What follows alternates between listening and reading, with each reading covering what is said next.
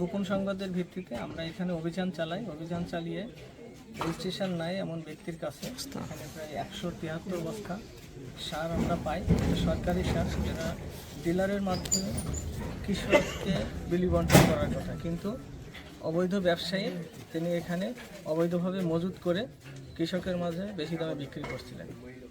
ওই ব্যক্তিকে আমরা 2 লক্ষ টাকা জরিমানা করছি, সাথে সাথে 173 বস্তা সার যেটা অবৈধভাবে মজুত করা ছিল এটা জব্দ করছি। জব্দ করে প্রকৃত কৃষকের মাঝে এটা সরকারি মূল্যে বিক্রয়ের ব্যবস্থা করছি।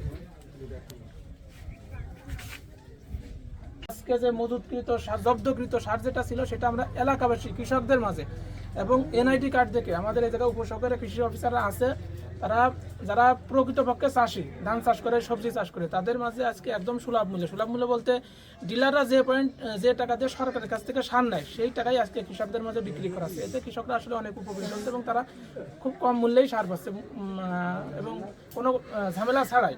আমি মনে করি এটা